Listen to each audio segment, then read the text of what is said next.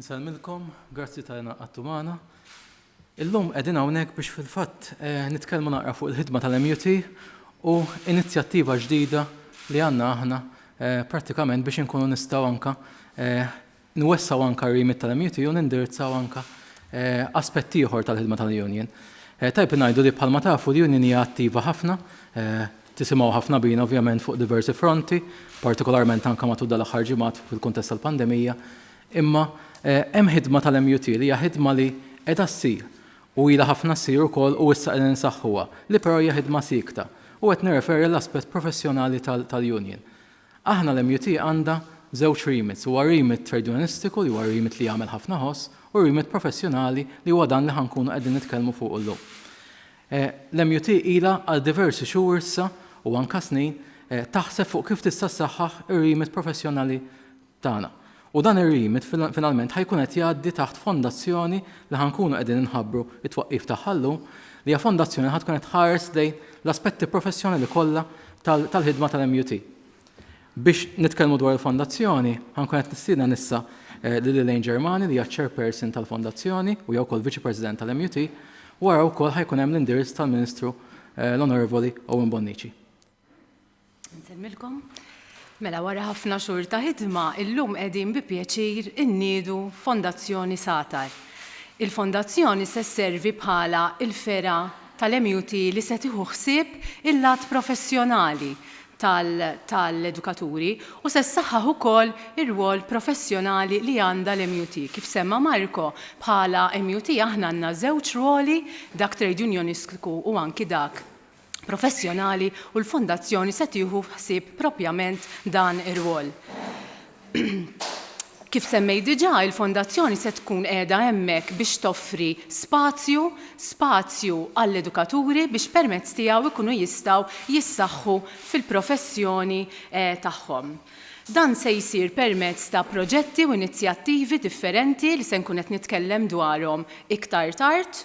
U ħanħarsu daqsxejn ukoll issa kif se tkun qiegħda taħdem il-fondazzjoni u anki xi proġetti għandha bħalissa.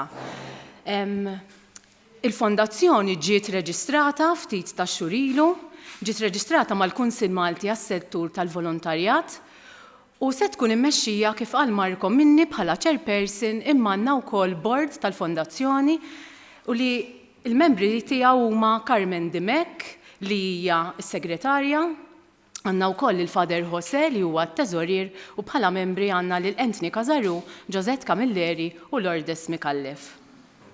L-għanijiet tal-fondazzjoni hija waħda minnhom dak ewlieni nistgħu ngħidu il-promozzjoni tal-edukazzjoni b'mod wiesa'. Jiġifieri aħna ħankunu qegħdin naraw li nikkontribwixxu b'diversi modi għat tkabbir tal-professjoni tal-edukaturi, it-tibdil il-titjib tal-livell tal-edukazzjoni u fuq kollox servizzi li nistgħu nagħtu anki lill-istudenti infushom. Biħsieba bħala fondazzjoni li nidħlu fi programmi u proġetti relevanti u li norganizzaw korsijiet, seminars u attivitajiet għall-edukaturi biex ikollhom iċ-ċans li jkomplu jikbru professjonalment u dan iservi wkoll bħala parti mill-iżvilupp professjonali tagħhom. Biex inkunu nistgħu nilħqu dan l-għanijiet, il-fondazzjoni se tkun qed tagħmel u tieħu sehem f'inizjattivi u toffri servizzi differenti. Fil-fatt, diġà nedejna il-portal tal-fondazzjoni li huwa www.satar.org.mt. Hemmhekk diġà hemm diversi servizzi għall-edukaturi u relatati b'mod partikolari minn dawn is-servizzi li hemm hija mar-rivista Satar.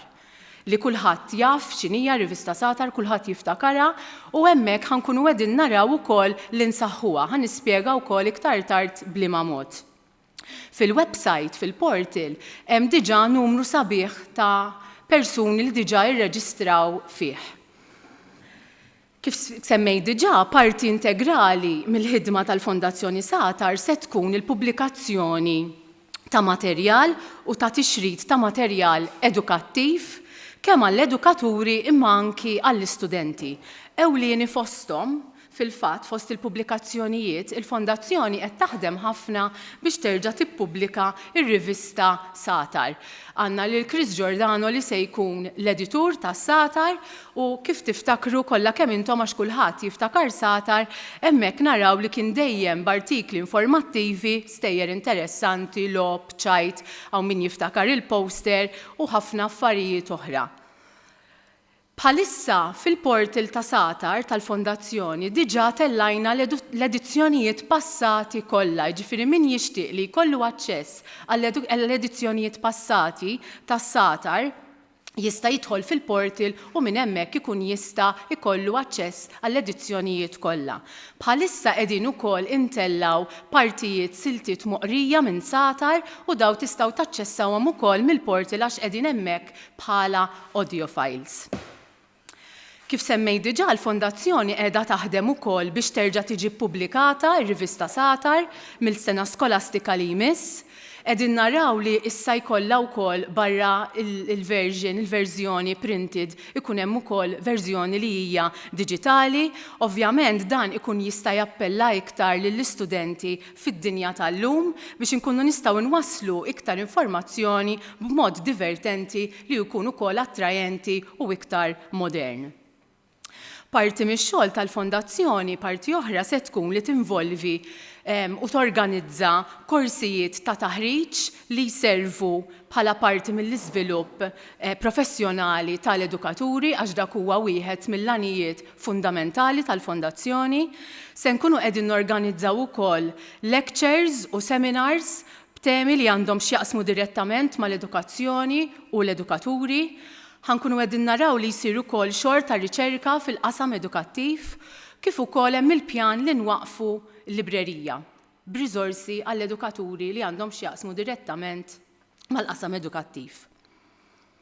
Issa kif min jixtieq jissieħeb fil-Fondazzjoni x'irid jagħmel?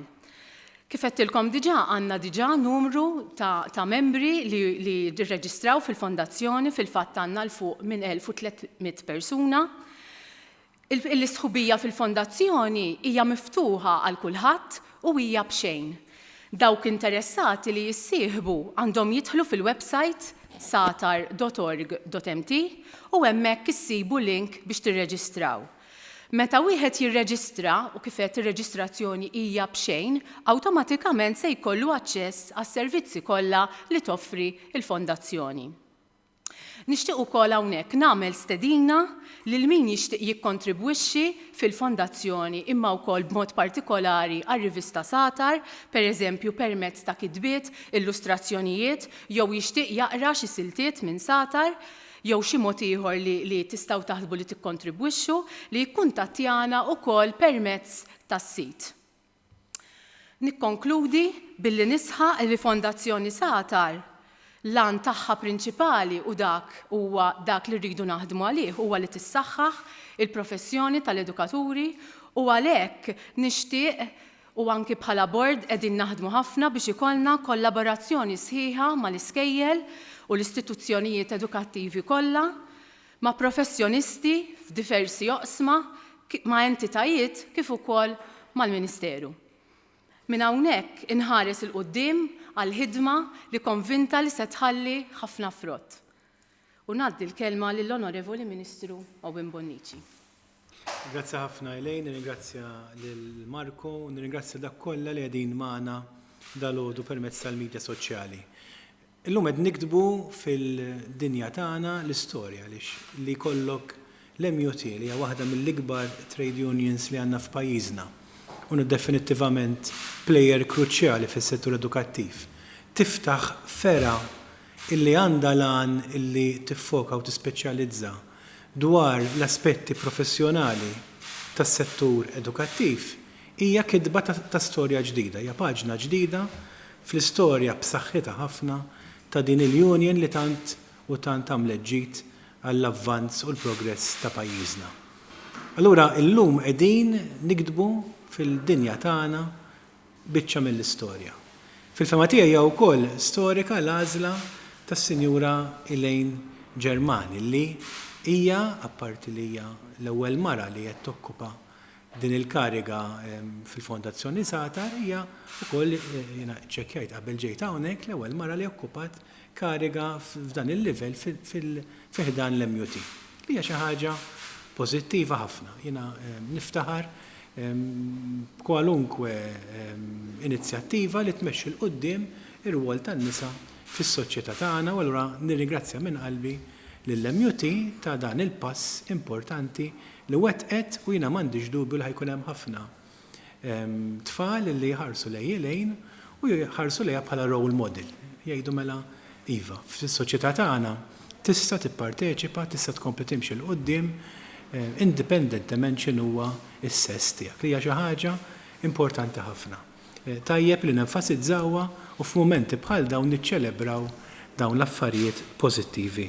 Ħafna u narġa' ngħid m'għandix dubju li ħajkun hemm ħafna tfal li ħarsu lejk lejn bħala role model fil-qasam tiegħek. Il-Fondazzjoni Satar fiha diversi proġetti kif diġà qalu il-kollegi tiegħi, pubblikazzjonijiet, taħriġ u attivitajiet brabta mal-professjoni tant sabiħa dik hija tal-edukaturi. Il-portal ta' Fondazzjoni Satar, satar.org.mt, diġà irreġistraw fih u bdew jagħmlu użu minnu il-fuq minn 1300 persuna li hija ċifra sabiħa ħafna. Din il-fondazzjoni se tħares it-tkabbir tal-professjoni tal-edukaturi, it-titjib tal-livell tal-edukazzjoni u fuq kollox is-servizzi lill-istudenti infushom.